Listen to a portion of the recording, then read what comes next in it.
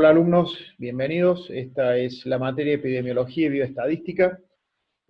Vamos a comenzar con la primera clase correspondiente a la primera unidad. Esta materia, bioestadística y epidemiología, es una materia, como les había puesto en los contenidos que están disponibles en la plataforma, es una materia que es semestral, es no promocional y requiere para obtener la regularidad hacer los trabajos prácticos que están subidos en la plataforma y además aprobar los dos parciales, para obtener así la regularidad y poder defenderla en una mesa de examen a partir del mes de diciembre. La epidemiología y la bioestadística son dos herramientas que son muy utilizadas en lo que son las ciencias de la salud y básicamente tratan de enfocarse en lo que es en el estudio del comportamiento de las enfermedades. Eso es básicamente lo que es la epidemiología, y la bioestadística es una parte de la matemática que se encarga de analizar a todos aquellos datos y aquellas informaciones numéricas que podemos obtener del estudio de una población para comprender esos resultados y así, en base a la evidencia que tenemos de esos resultados, poder tomar decisiones en lo que sea la medicina o en la enfermería. Con respecto a los conceptos que vamos a desarrollar en esta materia, un poquito empezamos a hablar ahora de lo que era la definición de epidemiología, que es una ciencia que estudia el comportamiento de las enfermedades. Creo que estamos en la mejor época para aprender epidemiología porque estamos cursando en el medio de una pandemia que nos obligó a aprender un poquito algo de epidemiología. Ustedes estarán viendo todos los días que hay reportes en forma periódica acerca de resultados que dan test positivos, cantidad de pacientes infectados, tasas de letalidad, tasas de mortalidad, bueno, un montón de nuevos conceptos que hacen a lo que es el estudio de la epidemiología, porque la epidemiología se estudia en base a indicadores que nos permiten tomar decisiones.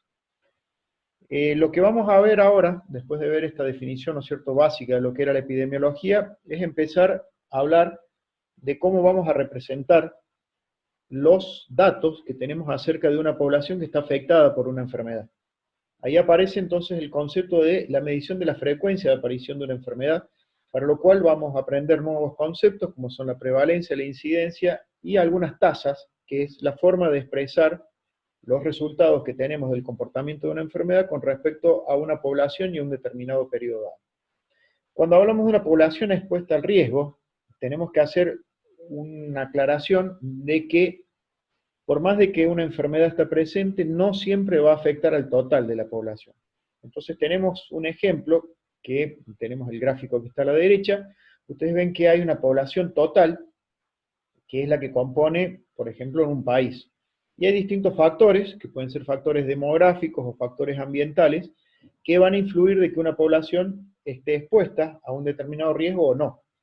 Por ejemplo, nosotros tenemos que en ese gráfico definimos una población total y están incluidos todos los varones y todas las mujeres. Pero nuestra enfermedad, la que está en este ejemplo, afecta nada más que a las mujeres. Entonces vamos a excluir de esa población una subpoblación que se va a enfocar, ¿no es cierto?, en todos los grupos de edades que corresponden a las mujeres. Podemos hablar, ¿no es cierto?, de una enfermedad que afecte exclusivamente a las mujeres. Pero esa enfermedad también no es algo que vaya a afectar a todas las edades de esas mujeres, sino que tiene un rango etario, que es, ¿no es cierto?, donde produce una mayor cantidad de casos, o hay un mayor riesgo, o una exposición mayor a riesgo, que por ejemplo en esta cuñita que quedó ahí del rango de edades de 25 a 69 años. Entonces vemos cómo de la población total hay una subpoblación que puede estar expuesta y hay una población definida que sí está expuesta principalmente a ese riesgo, que serían las mujeres comprendidas entre los 25 y los 69 años. Aparecen acá dos conceptos que tenemos que ir relacionando, que son la prevalencia y la incidencia. La prevalencia, como dice la definición, está mucho más ampliada en el apunte, el número de casos de una enfermedad, ¿no es cierto?, en una población y en un momento dado. pero ahí les hago una aclaración. Son casos viejos, casos que ya han pasado, o sea, un periodo de tiempo que ya puede ser computado y lo podemos tomar como algo, como un dato del pasado. Mientras que la incidencia es el número de casos nuevos, o sea, son casos que en un periodo que no ha terminado se siguen generando y van apareciendo. ¿En qué depende, no es cierto, por definición de cada una de estas diferencias que vamos a ver entre prevalencia e incidencia? Bueno, las más gruesas es que uno se refiere a datos del pasado, que es la prevalencia, y los datos nuevos se refiere al presente. Hay dos fórmulas, las tienen ahí abajo para que las puedan chequear, y van a ver que una está relacionada directamente con la población y el número de personas enfermas, y otras que la población con respecto a los periodos de tiempo que ha estado expuesta. Una es mucho hincapié en los casos viejos y otro en los casos nuevos. La gravedad de la enfermedad, la duración de la enfermedad, los números de casos nuevos afectan directamente a lo que es la prevalencia. Vemos que si la enfermedad es más grave, va a haber menos prevalencia. Si la duración de la enfermedad la duración es más corta, la prevalencia va a ser más corta. Si los números de casos nuevos son mayores, la prevalencia va a ser mayor. Un ejemplo para explicarlo es el que tenemos acá, ¿no es cierto? También está en el apunte, donde vemos una relación que existe en la tasa de incidencia de los ACV en un estudio hecho sobre una población de mujeres, y vemos que hay distintos factores que asocian a estas mujeres. Tenemos mujeres que son fumadoras, mujeres que han sido exfumadoras, y mujeres que son no fumadoras. Y vemos la cantidad de casos de accidente cerebrovascular que ha presentado cada una de ellas. Con respecto a una población que ha sido el periodo de observación de más de 8 años, y vemos en el último punto, ¿no es cierto?, la última columna, que refleja la tasa de incidencia. Acá nos tiene que llamar la atención algo, que está marcado con rojo, que hay una tasa de incidencia de ACV mucho mayor en mujeres fumadoras. Para eso se utilizan los estudios de prevalencia o incidencia. En este caso estoy encontrando una asociación que va a existir entre el hábito de fumar en esas mujeres con la posibilidad de desarrollar un accidente cerebrovascular. Entonces yo puedo asegurar de que aquellas mujeres que más fuman son aquellas que son más propensas o tendrían mayor incidencia a desarrollar un accidente cerebrovascular. Mientras que aquellas que no son fumadoras van a tener una tasa de incidencia que es menor a recibir, o sea, van a tener una ACV, pero va a ser mucho menor que aquellas que han fumado. Y una tasa que están las exfumadoras, que van a tener también una tasa que es mayor a las no fumadoras, pero esa tasa va a ser mucho menor, significativamente menor que las fumadoras. Por lo cual, ¿qué conclusión podría yo sacar de hacer un estudio, o sea, de hacer un análisis, que eso es lo que se basa, ¿no es cierto?, la epidemiología, poder analizar estos resultados, y vamos a darnos cuenta de que, en este caso, el hecho de fumar afecta directamente a la cantidad de casos que se puede producir de accidente cerebrovascular. El hecho de dejar de fumar, vemos que hay una disminución casi a la mitad de la incidencia. O sea que podemos sacar una conclusión que dejar de fumar en las mujeres puede ser algo que puede evitar así el accidente cerebrovascular. Otros conceptos que vamos a ver son las tasas. Vamos a ver algunas tasas, las más utilizadas son la letalidad y la mortalidad. La letalidad es una tasa que, como ven ustedes ahí que está señalado, se basa principalmente en la cantidad de personas que mueren, letalidad, recuerden que es muerte, asociada a el número de casos diagnosticados en un determinado periodo. Eso es lo que se define como tasa de letalidad. Mientras que la tasa de mortalidad es el número de fallecidos en un determinado periodo sobre la población total. Entonces vamos a ver acá dos relaciones directas que hay. La letalidad, que está asociada con la cantidad de casos positivos, o sea, cuántos muertos hay de una determinada enfermedad, mientras que la mortalidad es cuántos muertos hay con respecto a la población total, siempre hablando en un mismo periodo donde se hace la medición.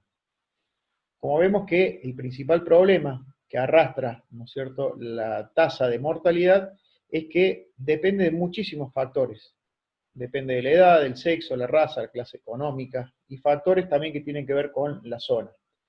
El mejor ejemplo es algo que es actual, que sabemos pasó hoy, que es la cantidad de muertos que registramos al 18 de agosto del 2020. Desde que comenzó la pandemia llevamos registrados 5.814 muertos. La cantidad de casos positivos confirmados hasta el día de la fecha es de 299.000. Y una población, que es la población actualizada, estimada de la Argentina, en este momento, que estaría rondando los 45.300.000 habitantes. Con las fórmulas que están arriba yo puedo calcular la letalidad, que se expresa en porcentaje, y la tasa de mortalidad bruta, que se expresa cada unidad de habitantes, o sea, cada 100.000 habitantes o cada millón de habitantes. Eso hay que aclararlo cuando uno hace el estudio. La letalidad, en este caso, vamos a hacer el cociente de dividir 5.814 dividido 299.000 por 100, y eso nos va a dar este valor de 1,94. O sea, si yo quiero hablar de la letalidad actual del COVID-19 al 18 de agosto del 2020, es del 1,94%. Si yo hago el cálculo de la tasa de mortalidad bruta del COVID-19 actualizada a la fecha de hoy, hago la relación entre la cantidad de muertos, el total de la población, y lo multiplico por el valor por lo que yo lo quiero expresar. En este caso sería cada 100.000 habitantes. Esto me significa que me va a dar un total de 12,83 muertos cada 100.000 habitantes, o lo que es lo mismo, que es una proporción semejante, que serían 128,3 muertes cada millón de habitantes. O sea que por cada millón de habitantes que tenemos en nuestro país han muerto 128. O lo mismo si lo expresáramos en valores cada 100.000 habitantes.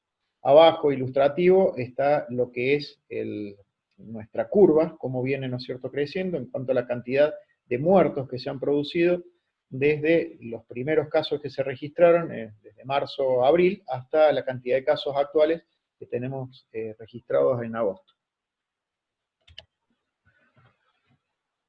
Un parámetro epidemiológico que importa mucho en lo que es la salud pública o en la gestión de la salud pública es la tasa de mortalidad infantil.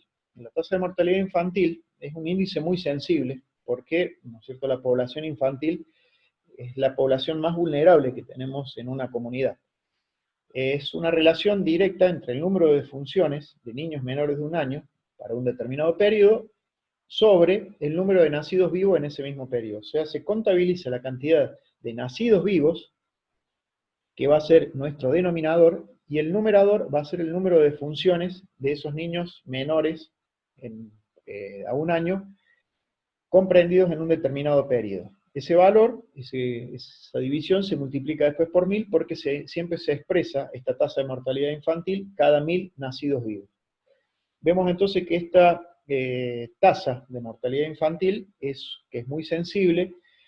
Vimos que se produce por diversos cambios, como pueden ser cambios socioeconómicos, o la presencia o ausencia de acciones o políticas sanitarias que pueden llevar, ¿no es cierto?, a aumentar o disminuir las tasas de mortalidad infantil. Es el caso que tenemos acá. Nosotros tenemos que 3 grupos de países que cada uno tiene distintas características socioeconómicas. Tenemos los que tienen un alto ingreso, que son los de arriba, y los que tienen los peores ingresos económicos por habitantes. Los países más ricos, los de arriba, los más pobres, los de abajo. Encontramos que en países donde hay un alto ingreso, como es Japón, Finlandia, Canadá, la tasa de mortalidad infantil es muy baja.